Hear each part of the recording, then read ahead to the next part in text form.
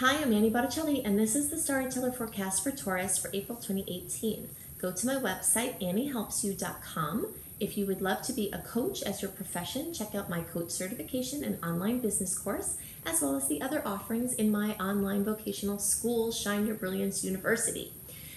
So if you would like to have written horoscopes that are lighter and less detailed but still thorough compared to my very in-depth videos, then you can go to cozybysweetstarlight.com, where you can get written horoscopes a month before they are starting, so that you can know for your planning purposes. And there are also great reads for each sign each month there. So what's going on in this month? We've got birthdays starting. So happy birthday. We're going to talk about your birthday time. And for those of you watching for your rising sign, we'll talk about the time where the sun moves over your ascendant, because this is also the energy of a rebirth, of a starting over, of a starting fresh. So we're going to talk about that. So I'm calling the theme of this month Happy Birthday and creating your sacred space. So even those of you who are not going to have your birthday this month, and it's not going to be till the next month, then this theme of creating your sacred space is going to be very current. So we'll talk about that.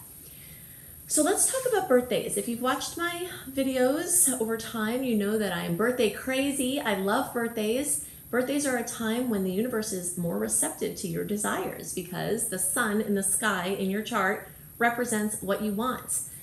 That's where birthday wishes come from. They're astrological. So, and then the fire aspect of it relates to the sun. You know, this is the sun, the spark, the desire, the passion.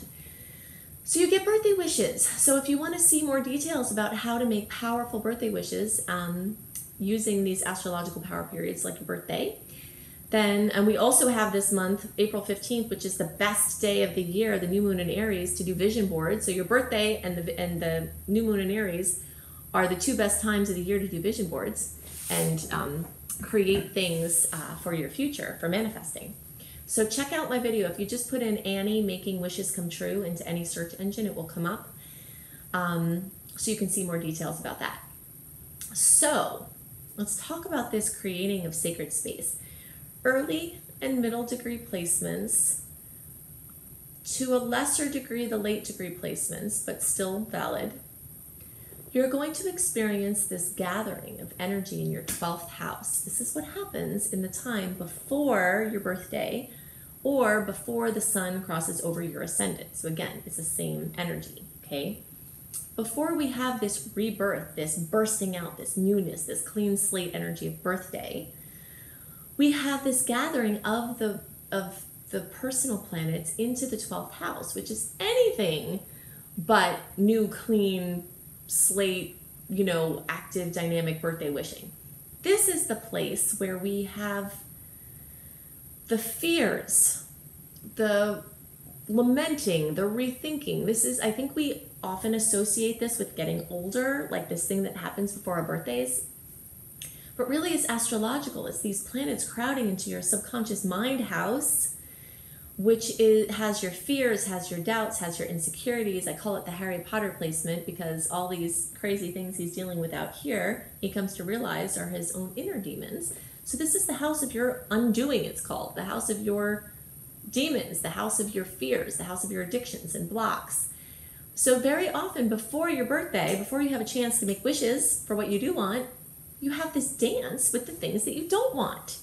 So it can be very stressful. It can be very, very much something that you might try to avoid. And usually Taurus people avoid things by working. You know, there could be other addictions that you indulge in to try to not feel this.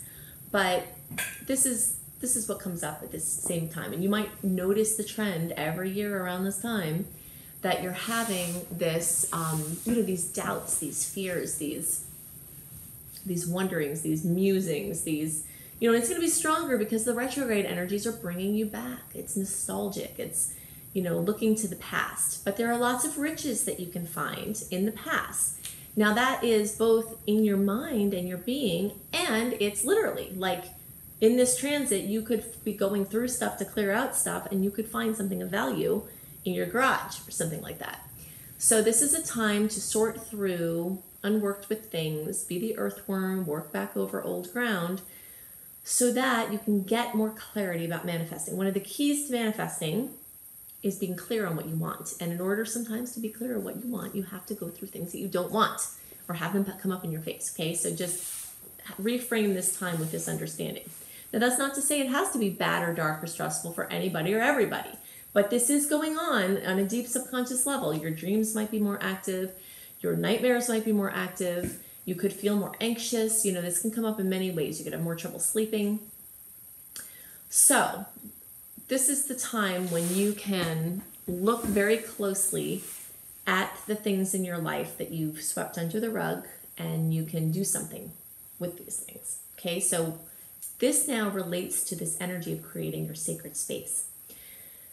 Many people are discovering their empathic tendencies. Okay, to be an empath is to have extra sentience, extra feeling of things that are going on in the world around you. All humans are sentient beings. We all feel everything from everywhere, whether we realize it or not. Empaths, or people with stronger empathic tendencies, feel things more deeply. So whether you are on this empathic spectrum, where you're very deeply empathic, or whether you're just a normal human sentient being, the need for creating your own sacred space is what is being called for now. Quiet, rest, more sleep, more time to yourself, more time alone, more time in nature. This is really what this time is beckoning out of you, and we'd like for you to make as a permanent habit, not just during this period of time. So the more you can create your space, and this means by setting boundaries, healthy boundaries with people, this means by creating actual space in your home, or something very literal or something very figurative, where you're starting to identify, own, and energetically not completely block off, but just more well define your space, the space for rest, this space for renewal, the space for contemplation. It's a great energy for retreats, staycations, you know, anything where you're taking time and quiet and just not doing usual tourist things of working and taking action all the time, you know. So let's see how much you can use this energy to create your sacred space and learn more about boundaries, learn more about codependency, and learn more about healing from these imbalances. There's a wonderful technique that I was taught by my very dear friend Jeffrey Allen, called the Golden Rose Technique, where you can imagine you're placing a golden rose between you and somebody else or a situation, and that energetically can serve as a barrier. So if you're having trouble setting those boundaries, you can visualize this golden rose as part of your process, and maybe it could be supportive to what you're working on here with creating your sacred space. So I hope that you get a chance to really revel in that this month. So now I want to go into more details about these retrograde energies, when we're popping up for air, when our window is to do some things. If you have some things you have to push through before mid-December, which is when everything clears completely, we do have a little window here to work with. I'll tell you about the aspects, the dates, and all the other things I think that you need to know for this month. So the theme of April 2018 for all signs is delicious containment. Containment is what I call this spiritual law that actually has, I've heard many different names, but it's a practice where we hold ideas, projects, and opinions, and in general, our energy close to us. The understanding of this is twofold. One piece is that energy can be stronger when it is allowed to properly gather instead of being dissipated as it's being created. The second is that there are appropriate times for bringing energy in whatever form out from your personal aura. So this practice of containment, which what I'm calling delicious containment, is the energy that I feel is very descriptive of the best way to use April. This month is strong with Aries energy, which of all the signs of the zodiac is the antithesis of containment. You know, usually at this time it's appropriate to send off energy off in all these different places. That's the nature of Aries. But we have Mercury Retrograde until April 15th, and then of course the days around April 15th can go more haywire with communication and travel mishaps. And then we still have the Mercury retrograde shadow period for all of April into the 1st of May until May 4th. So essentially the whole month is covered in some kind of retrograde energy. There are quite a few usable points towards the end of April, but the general energy of the month is this retrograde. So we have the Mercury retrograde, of course Jupiter is still retrograde, that turned retrograde at the beginning of March. Now in April we also have Saturn and Pluto joining the retrograde party. So it's just an energy that, as I've talked about for months, you know, as as 2018 goes on, we're just getting deeper and deeper into this story of retrograde. So this month invites delicious containment as a viewpoint and a practice, and seeing this as an exercise, spiritual exercise, a mental exercise, emotional exercise, instead of a frustrating chore, can completely transform the experience. So the reasons, besides the fact of all the retrogrades, why I'm calling this a month for containment is because we've got this theme that started in March of Aries planets bumping up in a challenging aspect to Saturnian forces, and that's either through aspects with Saturn himself or some aspects with Pluto, which is in Capricorn. So this energy of this, you know, robust, youthful, zesty Aries energy, like the bull in a china shop, right? Bumping around. And then Saturn as this stern figure who is looking with, you know, with harshness upon the frivolity of this Aries energy. So a lot of the things that we try to put forth are going to bump up against these forces, which further reiterate why we want to hold things close to us, because criticism may be more, frustration around us, within us may be more. And so the more you can hold your energy close to you, the more you'll be better prepared for this, we'll call it a mini launch window in May. We talked about, if you've been watching my videos for a while, that starting from March into the middle of December 2018, we've got personal planets retrograde, Mars, Venus, Mercury, or their shadow periods dominating the whole rest of the year. So if you're trying to do something important, if you're trying to bring something out into the world, there is a pocket of time before the middle of December when this is done, this whole long retrograde story is done. So starting at the end of April and throughout May, especially more towards the beginning, there are these points that if you have to get something out before December, that these are really great striking points where you won't have to navigate as strong of retrograde energy.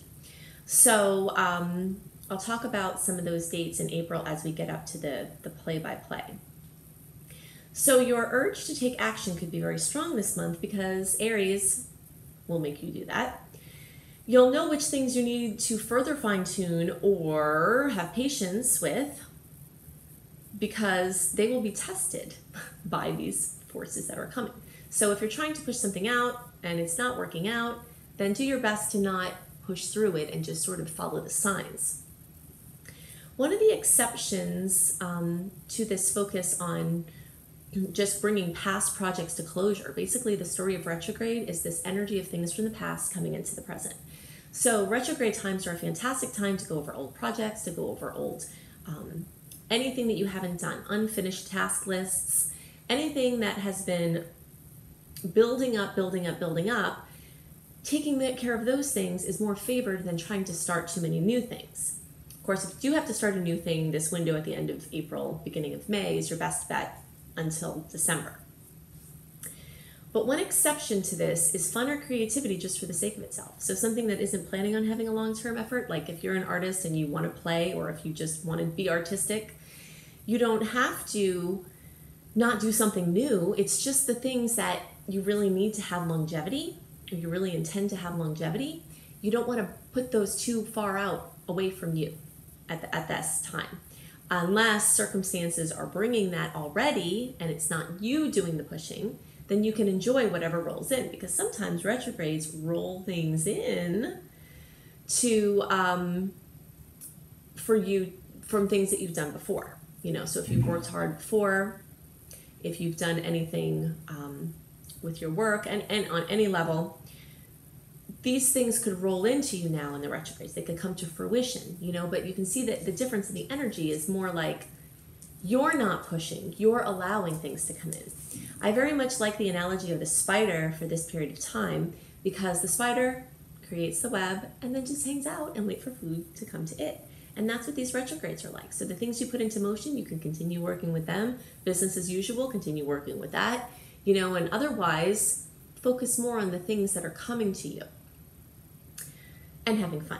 So anything as far as fun and creativity, just for the sake of itself, that's great for now. There is a dominance of earth energies this month, starting with the Taurus placements as well as the aspects with Aries and these Capricorn placements. So this is bringing the caution to maintain practicality with the pursuit of fun and leisure, because reckless actions are not very well supported at this time. But adventure and impulse and randomness could have its place as long as caution and practicality are sisters in the venture.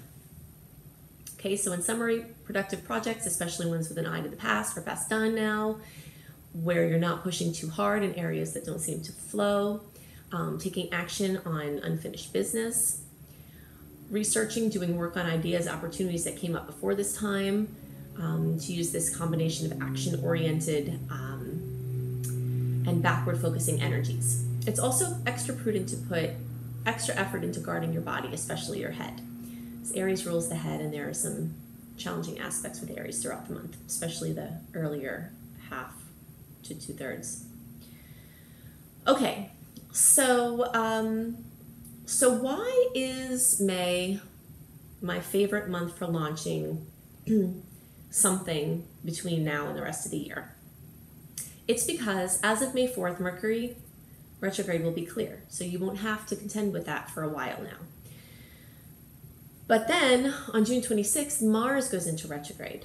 I happen to love Mars retrograde now. I have Aries rising, and Aries and Scorpio people are most affected by the Mars retrograde, although everyone is affected.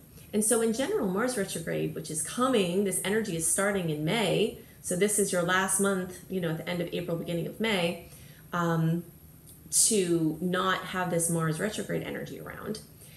This Mars retrograde energy it makes people lazy. The one exception to this is sometimes when people have Mars in retrograde in their chart, natally, sometimes they have the opposite things happen. Sometimes they get super motivated and super productive when usually they're not any of those things. You know, so there are some different rules sometimes for those of you who have that in retrograde natally. But most people will experience getting lazy. You know, things, you know, their ambition sliding, and even for me, and I'm super ambitious all the time. And then when Mars goes into retrograde, I don't want to do anything. And so I used to fight that and have frustration, which is the keynote to Mars retrograde, when you don't follow the energy. But now I just don't do much. And so knowing that that's coming, you want to use these dates at the end of April, beginning of May, before those, you know, lazy bones start to roll in. You want to use that as best as you can. So that's why I say May, because you'll start to see that slow down very likely from Mars the deeper you get into May, and definitely into June. One thing that I really love for April, May, June, and retrogrades in general is travel. So looking ahead, April can be great for travel. The end of April might be a little bit better for making some plans because you don't have the retrograde to deal with as much. If you're interested in getting monthly astrology travel reports, then check out my new website, astrologykissedtravelbliss.com. And you'll get monthly astrology travel reports and other travel support and inspiration there. So, that's the bulk of May. So we've got, I'm going to break this down for you, give you aspects that I think will be relevant, the dates that they happen, and things that I think you can do with this energy. If you'd like a written version of this general transit review, including these dates that I'm going to talk about, you can go to my website, anniehelpsyou.com, and you can sign up for my free email newsletter, and that will get you access a month ahead as usual, plus the current month, to this general transit reading in a written form, which some people really appreciate because sometimes hearing it and trying to keep track of all of it is difficult. So you can catch that at anniehelpsyou.com. So, April 1st, April Fool's Day, we've got a conjunction between the Sun and Mercury in Aries. So fast thinking, fast communicating, fast moving characterize this aspect. Inspiration can run strong, but also so can ego and frustrations. So if you can think twice before speaking and look twice before changing lanes, and definitely guard your head and neurological system, that will be really great for that time. Now, also do note that even though I'm giving you the dates of the actual transits, we can experience a transit before or after the actual transit occurs. So know that these dates are sort of a middle ground, that you can feel them before or after these dates, okay? So don't hang your hat too heavily on the day. On April 2nd, we have Mars and Saturn conjunct in Capricorn. So, and the Sun is highlighting all of this, making it stronger. So careful, practical actions carry great weight now because of that Capricorn energy. Mars rules movement and action. Saturn rules care and practicality. So you also can have movement seeing obstacles at this time, because sometimes Capricorn energy can do that, but also sometimes Capricorn can bring this rise of support from a more established person or entity. So you could find either obstacles or support from this aspect, and efficiency is definitely beckoned. April 4th through 5th, Mercury in Aries is squaring Mars and Saturn in Capricorn. So impulsiveness, thoughtlessness, things like that can bring strong conflict and frustration right now.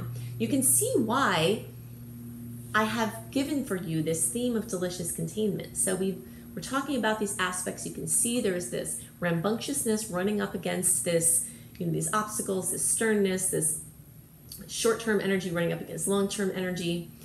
And that's why the more you keep your energy closer to yourself, you're going to be able to float like a spiritual ninja through these aspects. All right, so anything said or done at this time must pass the Saturn tests of practicality and tradition. April 7th is one of the sweet spots of the month. There is a beautiful aspect between Venus and Taurus and Saturn in Capricorn. And this could bring a victory from the challenges of the aspects before and after that are affecting us now.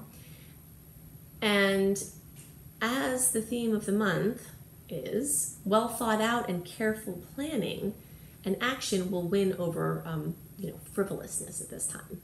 So, these earthy energies coming together in this beautiful aspect can bring some really lovely things in between these more challenging aspects. April 10th through 11th, we've got a really challenging aspect and we have a really great aspect at the same time. So the Sun is squaring Pluto. Whenever we have a square, that's an aspect of conflict. It's a 90-degree angle and things are just, it's not, I always describe a 90-degree angle like when you have to come to a stop to make a turn, like a right turn or a left turn. It's awkward. So whenever we have this aspect in astrology, it's awkward and it's, like it feels to have to come to a very slow stop when you're trying to make a turn. So vitality is drained by run-ins with unyielding authority figures. New ways of doing things could be heavily tested by old proven ways. The beautiful aspect that's happening simultaneously is Venus in Taurus making a trine to Mars in Capricorn. So classic female and male energies coming together in a beautiful way, in a supportive way. So this is another sweet spot here among the conflicts. So softer and more refined approaches bring great harmony now. There's this story of the Taurus placements this month having some really great aspects while the Aries aspects are having conflictive aspects. So it's telling us this story of this more refined Taurian energies, that really wins over the rumping and bumping of the Aries, just kind of recklessly moving around. So on April 12th, we have another Venus in Taurus beautiful aspect with Neptune. So sentiment and groundedness are blending nicely at this time, and hard work that carries heart is the best way to go. Okay, so things also rewarded now are the care of the senses and emotions. When we're combining earth and water energies, speaking to you know, the hard work aspect, but then the heart aspect are going to be the best ways to use that. On April 14th, we have another great aspect, which is Mars in Capricorn making a great aspect to Neptune in Pisces. So this transit favors calm consistency, but working towards idealistic ends. You know, this theme of earth and water in a beautiful aspect is strong this month at the same time as the other aspects. So this cluster of time in the middle of the month has a lot going on. We've seen a string of sweet aspects. April 15th, we've got the new moon at 26 degrees of Aries. So anybody that has Aries placements, especially near 26 degrees, is going to get an extra boost at this time. Or people with, you know, other placements that, like in the fire signs near 26 degrees, are really going to feel that. So this is a time where it's a major astrological power period. And it's actually one of the best times of the whole year to do vision boards or for wishing. The new moon in Aries, the sun moving into Aries is the astrological new year. The new moon in Aries is the kickoff party for the astrological new year. And that's what's happening at this time. So it's zesty, it's forward moving. In the midst of this backward rolling, you know, there are these bursts of effervescence. So you get 10 new moon wishes, especially on the topics of Aries related things. So independence, inspiration, balancing ego, motivation, healing anger in the neurological systems, and any other malady based in the head region, taking action or balancing impulsivity and maturity. On this same day, Mercury is going direct at 4 degrees of Aries. So the post-shadow period, like we talked about before, lasts until May 4th. So that means that every day past April 15th, we will have less of this confusion and interruption to plans from the Mercury aspect, but it will still be present. It will just be getting lighter and lighter towards the end of the month. These days around the time that Mercury goes direct, or retrograde for that matter, like the few days before and the few days after, tend to be a little bit more chaotic. So as this ruler of communication and mobility shifts gears, I always describe this as like having to do a U-turn. So you have to slow down, you have to completely come to a stop, you have to go back, and then you have to get back up to the speed that you were at. So once these days around the time that Mercury goes direct, that's like making the U-turn. Okay, so it's awkward. Cars rushing by you. You have to try to get in and get up to speed. That process of getting up to speed is the process between the time it goes direct and the time that the post-shadow period ends. Okay, so you'll be getting back up to speed between April 15th and May 4th. April 17th, we have Venus in Taurus opposing Jupiter in Taurus, Jupiter in Scorpio. So sensual desires can easily turn into gluttony at this time. Any aspect with Venus like this in opposition can bring excess. So excessive indulgence can be self-limiting at this time. You know, it's definitely a lesson in learning when to say when on many different levels. April 18th, as we mentioned earlier, Saturn goes retrograde. So it starts at 9 degrees of Capricorn. It goes back to 2 degrees of Capricorn through September 5th. Saturn has been dishing out hard lessons and major manifestation in the Capricorn areas of life, so business, responsibility, relationship with father figures and authority, accomplishment, and one's place out in the world, since the end of 2017. So these lessons and external focus start to lighten now, and they become more internal and more in the backdrop. I like to describe Saturn retrograde as a break between the lessons. So even though you all who have between 2 and 9 degrees of Capricorn, those planets are going to be, or Cancer for that matter, and actually a lot of other placements that are near 2 to 9 degrees are going to feel this. But in any case, it's like a going back over lessons that already started to come in since the end of 2017.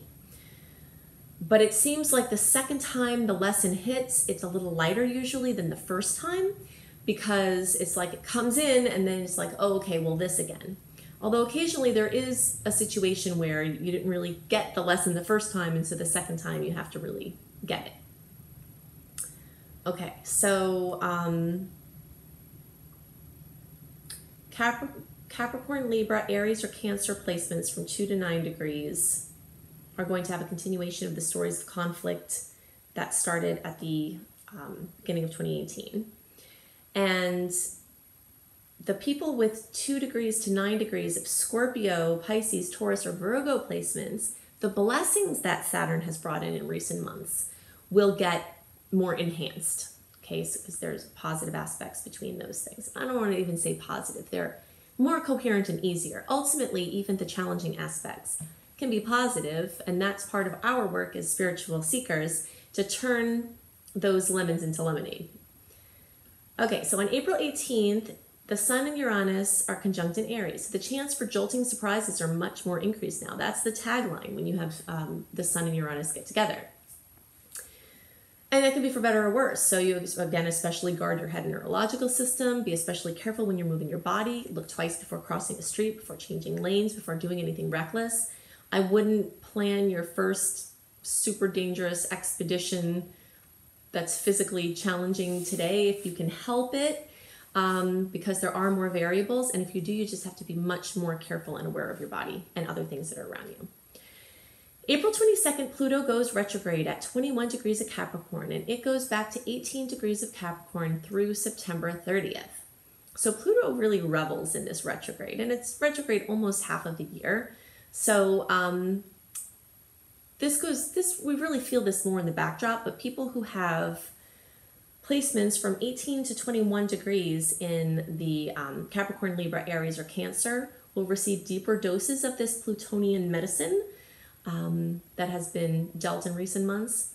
And there's really nothing short of major transformation afoot. And those who have placements from 18 to 21 degrees of Scorpio, Pisces, Taurus, and Virgo, the blessings that Pluto has brought in recent months will be further enhanced. Okay, so now we're starting to get into some of the energies that I really like if you have to launch something. And of course, as usual, they tend to be present at the same time as there are these other challenging aspects going on. So you really have to feel your way through this and not stick too closely to a certain date that I might give you. But by April 23rd and 24th, we're far enough away from Mercury having gone direct that if you have to start to get some things done, Mars in Capricorn making a great aspect to Jupiter in Scorpio is wonderful for collaborations, especially for business. So you've got that going on. And then on April 25th, we've got Mercury and Aries squaring Saturn and Capricorn. So this can definitely be a time of conflict that you have to dance around as you're trying to use these other energies. So communication and other expression may be blocked or challenged at this time, and ideas presented will bump up against this long-term minded Saturn, these Aries energies or these new exciting energies, and then, these Capricorn energies are like, well, what about the old way? What about the traditional way? What about the way that makes sense? So you've got that going on then. On April 26th, we have Mars and Pluto conjunct in Capricorn. It means they're right together. So this can be an amazing time to get things done. So I really like this time for if you have to launch something, if you have to do something and you can't wait and it's flowing, the energy's flowing. You're not completely out of the Mercury shadow period yet, but it's definitely a very powerful time and you want to know about this date to use it if it's flowing. So important meetings and plans have great support now, but also note due to the aspect the day before with Mercury and Saturn, some lingering tests or conflicts could be standing before forward movement. On April 29th, this is another aspect that I love. The Sun in Taurus is making a trine with Saturn in Capricorn. So this is one of my favorite aspects for moving forward this month and taking steps to lock in long-term plans. So even amidst the previous, current, and upcoming retrogrades, this can be a great time to slip in some launches or big decisions or steps.